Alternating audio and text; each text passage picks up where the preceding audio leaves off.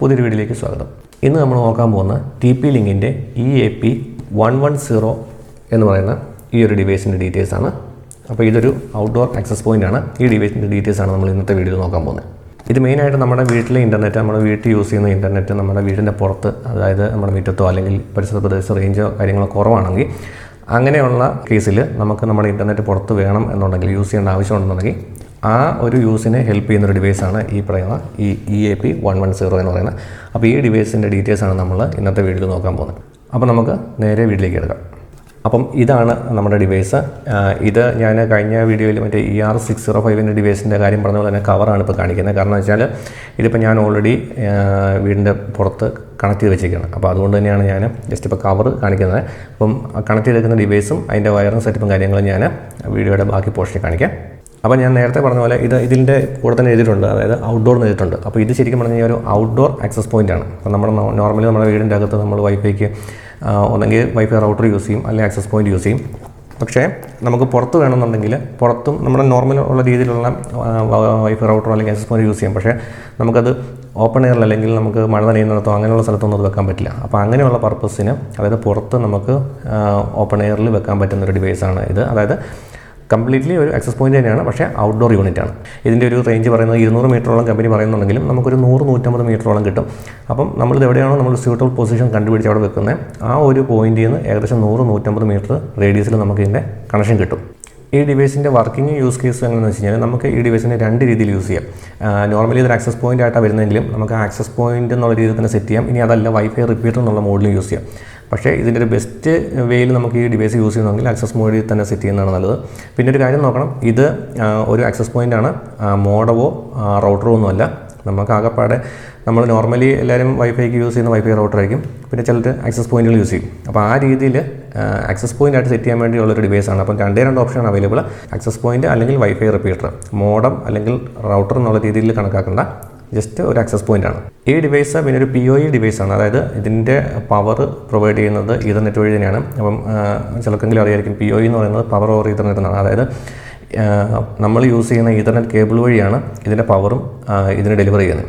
Normally നമ്മൾ സാധാരണ റൗട്ടറോ കാര്യങ്ങൾ യൂസ് ചെയ്യുമ്പോൾ അതിൻ്റെ പവർ അഡാപ്റ്റർ അങ്ങനെ പ്ലഗിൽ കുത്തി അങ്ങനെ യൂസ് ചെയ്യുന്നത്. പക്ഷേ ഇതിൻ്റെ കേസിൽ അങ്ങനെ ഡയറക്റ്റ്ലി പ്ലഗിലേക്കല്ല കുത്തുന്നത്. നമ്മൾ ഈ ഡിവൈസിലേക്ക് ഒരു ഈതർനെറ്റ് കേബിൾ കണക്ട് ചെയ്യുന്നുണ്ട്. നമ്മൾ ഒരു നോർമലി യൂസ് ചെയ്യുന്നത് റൗട്ടർ ആണെങ്കിൽ റൗട്ടർ, അല്ലെങ്കിൽ സ്വിച്ച് ആണ് സ്വിച്ച്, ആ സ്വിച്ചിൽ നിന്ന് അല്ലെങ്കിൽ റൗട്ടറിൽ നിന്ന് വരുന്ന ഈതർനെറ്റ് കേബിൾ ഈ ഡിവൈസിലേക്ക് കണക്ട് ചെയ്യും. അങ്ങനെയാണ് ഇതിലേക്ക് ഇൻ്റർനെറ്റ് പ്രൊവൈഡ് ചെയ്യുന്നത്. ആ സെയിം കേബിളിൽ കൂടെ തന്നെയാണ് നമ്മൾ പവറും പ്രൊവൈഡ് ചെയ്യുന്നത്. അപ്പോൾ അതിനായിട്ടൊരു PoE അഡാപ്റ്റർ ഉണ്ട്, അത് നമ്മൾ കുത്തിയിട്ടുണ്ട്. അപ്പോൾ ആ കുത്തിയ PoE അഡാപ്റ്റർ വഴി പവറും ഇൻ്റർനെറ്റും കൂടെ ഒരുമിച്ചാണ് ഇതിലേക്ക് പാസ് ചെയ്യുന്നത്. അതുകൊണ്ടാണ് ഇത് PoE ഡിവൈസ് എന്ന് പറയുന്നത്.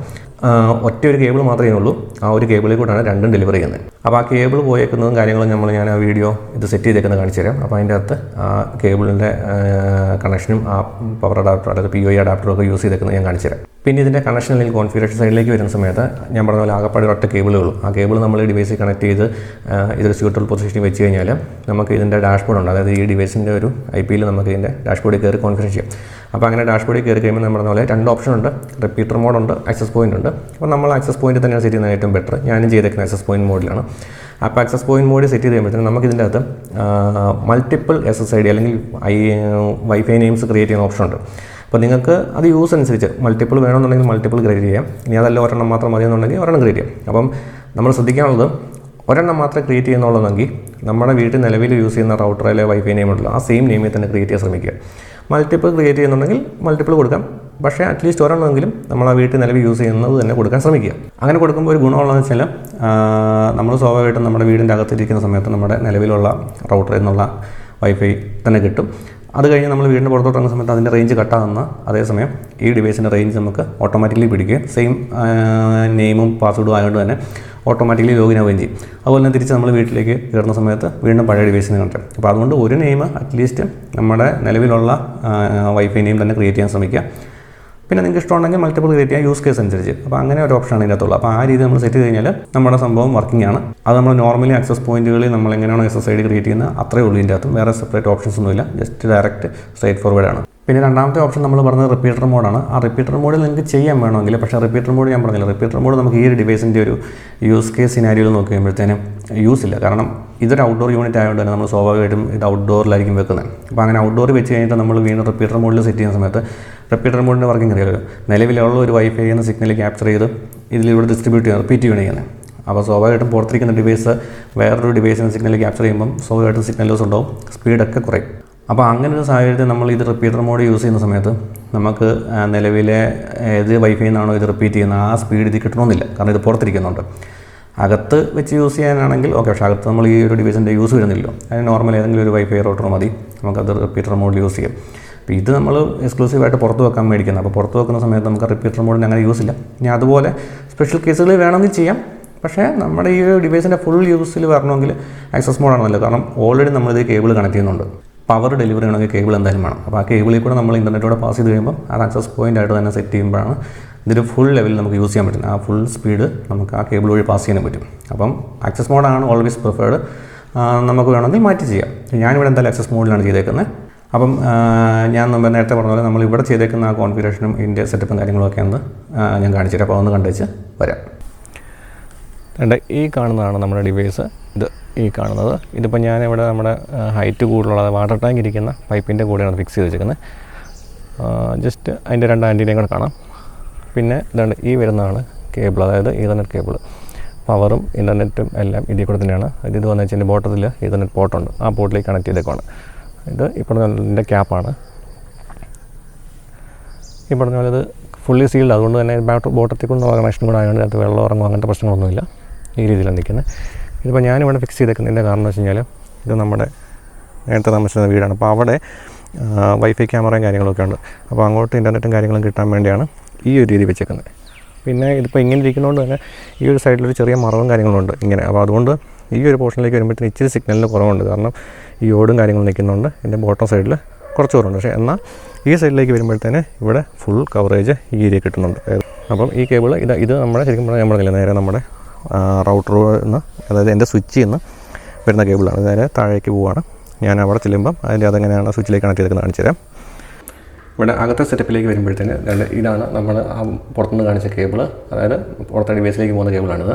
അപ്പോൾ ഇവിടെ എന്ന് പറഞ്ഞു കഴിഞ്ഞാൽ ഇതൊരു POI അഡാപ്റ്ററാണ്. ഈ അഡാപ്റ്ററിൽ നിന്നാണ് നമുക്ക് പവർ പോകുന്നത്. അപ്പോൾ നേരെ ഇതുണ്ടോ എൻ്റെ പ്ലഗിലേക്ക് ഇതിൻ്റെ കുത്തി, അപ്പോൾ അതിലേക്ക് POI അഡാപ്റ്ററിലേക്ക് പവർ വന്നു.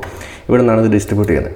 അതായത് ഈ വെള്ള കേബിളിൽ കൂടെ നമുക്ക് പുറത്തോട്ട് പോകുന്നു. അപ്പോൾ ഇവിടെ എന്ന് പറഞ്ഞാൽ ഈ സംഭവം ലാനിൽ നിന്ന് വരുന്നതാണ്. അതായത് നമ്മുടെ റൗട്ടർ അല്ലെങ്കിൽ സ്വിച്ച്. ഇപ്പോൾ എൻ്റെ കേസിൽ സ്വിച്ചാണ്. അപ്പോൾ നിങ്ങൾക്ക് സ്വിച്ച് അല്ല റൗട്ടർ ആണെങ്കിൽ, അല്ലെങ്കിൽ വൈഫൈ റൗട്ടർ ഏതെങ്കിലും ഇരിക്കുകയാണെങ്കിൽ അതിൽ നിന്നാണ് ഇതിലേക്ക് വരുന്നത്. അപ്പോൾ അതിൽ നിന്ന് വരുന്ന കേബിൾ നേരെ ഇവിടെ നമ്മുടെ ഇതിൽ എഴുതിയിട്ടുണ്ട്. ഇവിടെ ലാൻഡ് പോർട്ട് കാണത്തിലായിരിക്കും.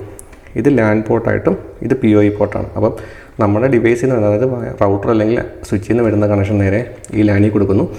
പിന്നെ ഇവിടെ വരുന്ന പവറോടെ ചേർന്ന് ഈ കേബിളിൽ കൂടെ POI കേബിളിൽ കൂടെ ഇത് നേരെ പുറത്തോട്ട് പോവുകയാണ് ചെയ്യുന്നത്. അപ്പോൾ അവിടെ പോകുമ്പോഴത്തേന് ഇതിൻ്റെ അത് പവറും കാണും, ഇൻ്റർനെറ്റും കാണും. അപ്പോൾ എൻ്റെ കേസ് ഞാൻ പറഞ്ഞില്ലേ, ഈ സംഭവം ഇത് ഞാൻ എൻ്റെ സ്വിച്ചിൽ നിന്നാണ്, അതായത് ഇവിടെ ഞാൻ കഴിഞ്ഞ ദിവസം കാണിച്ച ഈ ഒരു സ്വിച്ചിൽ നിന്നാണ് അതിലേക്ക് പോകുന്നത്. അതായത് ഈ ഒരു കേബിൾ വഴി ഈ സ്വിച്ചിൽ കാണുന്ന ഈ ഒരു കേബിളിൽ കൂടെ സ്വിച്ചിൽ നിന്ന് ഇൻ്റർനെറ്റ് നേരെ വന്ന് ഇതിലേക്ക് കണക്റ്റ് ആവുകയാണ്. അപ്പം ഈ ഒരു അഡാപ്റ്റർ മാത്രമാണ് ഇവിടെ വരുന്നത്. ഈ അഡാപ്റ്ററിൽ നിന്ന് നമുക്ക് രണ്ടും, അതായത് പവറും വരുന്നു, ഇൻ്റർനെറ്റും കൂടെ ഇതിൽ നിന്ന് മിക്സായി പോകുന്നു. ഇത്രയേ ഉള്ളൂ ഇവിടുത്തെ സെറ്റപ്പ്. അപ്പം ഈ രീതിയിലാണ് നമ്മളിവിടെ സെറ്റ് ചെയ്തേക്കുന്നത്. ആക്സസ് പോയിൻ്റ് എന്നുള്ള രീതിയിൽ നമ്മൾ ഡിവൈസ് കണക്ട് ചെയ്ത് വെച്ച് കാണാം. പിന്നെ വേറെ കാര്യമുള്ളത്, ഇപ്പോൾ ഈ രീതിയിൽ നമ്മളൊരു ഔട്ട്ഡോർ യൂണിറ്റ് എന്നത് ഇപ്പോൾ എല്ലാവർക്കും ഒന്നും യൂസ് ആകണമെന്നില്ല. കാരണം ഇപ്പം നമ്മൾ വീട്ടിൽ ഇപ്പം ഓരോരുത്തരുടെയും വൈഫൈ റൗട്ടറും കാര്യങ്ങളൊക്കെ വെക്കുന്ന പൊസിഷനൊക്കെ അനുസരിച്ചിരിക്കും. ചിലരുടെ വീടിൻ്റെ പുറത്ത് കവറേജ് കൂടുതൽ കിട്ടുന്ന രീതിയിലൊക്കെ ആയിരിക്കും ഇരിക്കുന്നത്. അപ്പോൾ അങ്ങനെയുള്ള കേസിൽ നമുക്ക് അത് വേണ്ടി വരില്ല. ഇപ്പോൾ എൻ്റെ കേസിൽ എന്ന് പറഞ്ഞാൽ സ്പെസിഫിക് ആയിട്ട് വെച്ചാൽ നമ്മൾ ആക്സസ് പോയിൻറ്റ് വെച്ചിരിക്കുന്ന വീടിൻ്റെ സെൻറ്റർ പോർഷനാണ്, എല്ലാ മുറിയിലും സിഗ്നൽ കിട്ടുന്ന രീതിയിൽ. അപ്പോൾ അതുകൊണ്ട് തന്നെ മൾട്ടിപ്പിൾ വോൾട്ട്സ് അല്ലെങ്കിൽ ഭിത്തികൾ കടന്നു വരുന്നതുകൊണ്ട് തന്നെ പുറത്തൊന്നും റേഞ്ച് കിട്ടില്ല. പിന്നെ ഈ പറഞ്ഞ പോലെയാണ് എനിക്ക് ഞാൻ വൈഫൈ ക്യാമറ യൂസ് ചെയ്യുന്നുണ്ട്. അപ്പോൾ ആ ക്യാമറയ്ക്ക് തന്നെ സിഗ്നൽ കിട്ടണമെങ്കിൽ ഇതിൽ നിന്നുള്ള അത്രയും ഭിത്തികൾ പാസ് ചെയ്ത് കിട്ടാൻ പാടാണ്. അപ്പോൾ ആ ഒരു പർപ്പസും കൂടെ നോക്കിയാണ് നമ്മളങ്ങനെ വെച്ചത്. അപ്പോൾ ആ രീതിയിൽ ഇപ്പം കുറച്ചെങ്കിലും ആൾക്കാർ normally CCTV camera, wired DVR ഉള്ള ക്യാമറ അല്ലാതെ IP ക്യാമറകൾ യൂസ് ചെയ്യും മൊബൈൽ വഴിയൊക്കെ മോണിറ്റർ ചെയ്യാൻ വേണ്ടി. അപ്പോൾ അങ്ങനെയുള്ളത് ചിലപ്പോൾ ഈ പറഞ്ഞ ഔട്ട്ഡോർ എന്നുള്ള രീതിയിലൊക്കെ വെച്ചേക്കുന്നതിന് ചിലപ്പം വീട്ടിലെ സിഗ്നൽ ചിലപ്പോൾ കിട്ടിയെന്ന് വരില്ല. അപ്പോൾ അങ്ങനെയുള്ള പർപ്പസ് അല്ലെങ്കിൽ അങ്ങനെയുള്ള യൂസ് ഉള്ള ആൾക്കാർക്ക് ഈ ഒരു ഡിവൈസ് വെക്കുന്നത് എന്തുകൊണ്ടും നല്ലതാണ്. കാരണം വെച്ചാൽ സിഗ്നൽ നല്ല സ്ട്രോങ് ആയിട്ട് തന്നെ കിട്ടും. പിന്നെ ഇവർ ഞാൻ നേരത്തെ പറഞ്ഞത് കമ്പനി പറയുന്ന ഒരു 200 മീറ്റർ വരെയാണ് റേഞ്ച്. പക്ഷേ 200 മീറ്റർ ഒന്നും നമുക്ക് നോർമലി പ്രതീക്ഷിക്കണം. കാരണം അവർ അത് ടെസ്റ്റ് ചെയ്യുന്നത് ആ ഒരു പർട്ടിക്കുലർ സിനാരിയോയിലായിരിക്കും. കാരണം വെച്ചാൽ സ്ട്രെയിറ്റ് ലൈന് പ്രത്യേകിച്ച് ഒബ്സ്റ്റക്കിൾസ് ഒന്നും ഇല്ലാത്ത രീതിയിൽ, തടസ്സങ്ങളൊന്നും ഇല്ലാത്ത രീതിയിലായിരിക്കും ടെസ്റ്റ് ചെയ്യുന്നത്. അപ്പോൾ അവർക്ക് അതായിരിക്കും 200 മീറ്റർ ടെസ്റ്റിംഗ് വരുന്നത്. പക്ഷേ നമ്മുടെ ഒരു യൂസ് കേസ് പ്രാക്ടിക്കലി നോക്കുമ്പം ഒരു 100-150 പ്രതീക്ഷിച്ചാൽ മതി. എനിക്ക് 150 മീറ്റർ വരെ കിട്ടി. പക്ഷേ 150 മീറ്ററിലും എനിക്ക് സ്റ്റേബിൾ അല്ല. കാരണം അത് വേറൊരു കാര്യമുണ്ട്, സ്ഥലത്തിൻ്റെയും കാണും, മരങ്ങളും അങ്ങനെയുള്ള കുറച്ച് മറവുകളുണ്ട്. അപ്പോൾ അങ്ങനെയുള്ള പ്രശ്നങ്ങളുള്ളതുകൊണ്ടായിരിക്കും എനിക്ക് 150 വരെ കിട്ടിയെങ്കിലും അത് കണക്ഷൻ എനിക്ക് ഡ്രോപ്പ് ആവുന്നുണ്ടായിരുന്നു.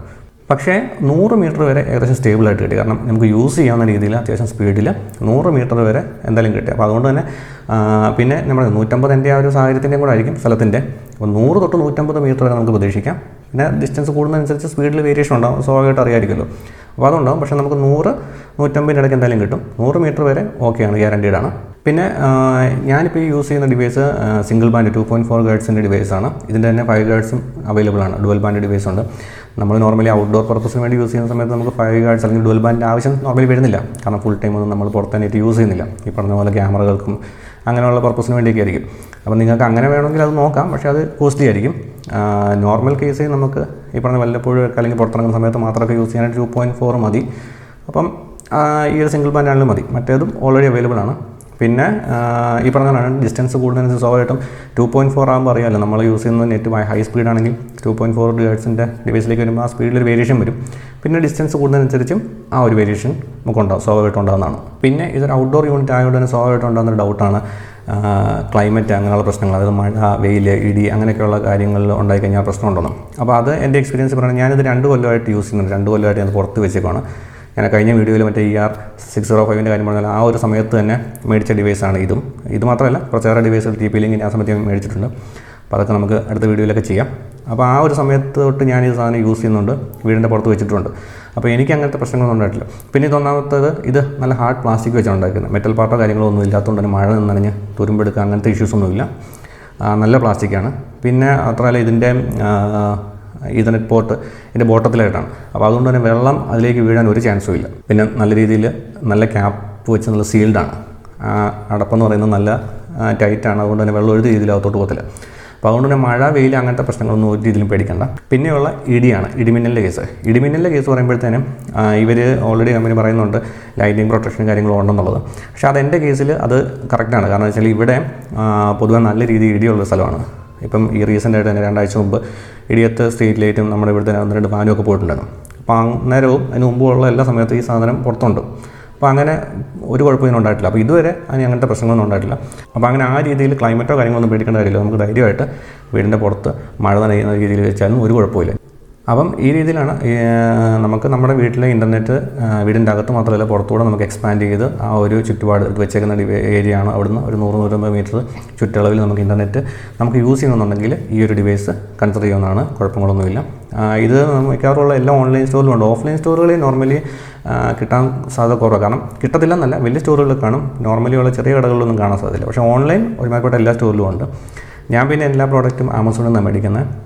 അപ്പോൾ ഇതും ആമസോണിൽ നിന്ന് തന്നെ മേടിച്ചത്. ഞാനന്ന് മേടിക്കുന്ന സമയത്ത് 3500, 3200 രൂപയും കാണാം.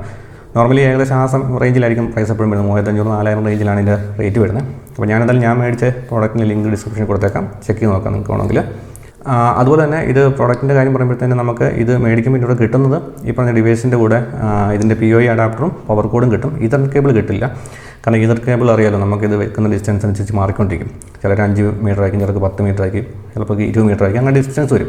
അപ്പോൾ ആ ഒരു ഡിഫറൻസ് ഉള്ളതുകൊണ്ട് തന്നെ കേബിളായിട്ട് ഇവർ പ്രൊവൈഡ് ചെയ്യുന്നില്ല. അത് നമ്മൾ സ്വന്തമായിട്ട് തന്നെ മേടിക്കണം. അപ്പോൾ ഇത്രയൊക്കെയാണ് ഈ ഡിവൈസുമായിട്ട് ബന്ധപ്പെട്ട കാര്യങ്ങൾ. നിങ്ങൾക്ക് ഇതിനകത്ത് എന്തെങ്കിലും ഡൗട്ടോ കാര്യങ്ങളോ ഉണ്ടെങ്കിൽ, അല്ലെങ്കിൽ ഞാൻ എന്തെങ്കിലും പറഞ്ഞതിൽ വിട്ടുപോകോ അങ്ങനെ എന്തെങ്കിലും ഉണ്ടെങ്കിൽ നിങ്ങൾക്കത് കമൻറ്റായിട്ടോ മെസ്സേജായിട്ടോ അയക്കാവുന്നതാണ്. നമ്മൾ റിപ്ലൈ ചെയ്യുന്നതായിരിക്കും.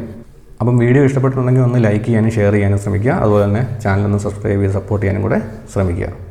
മറ്റൊരു വീഡിയോ ആയിട്ട് വീണ്ടും കാണാം. ബൈ.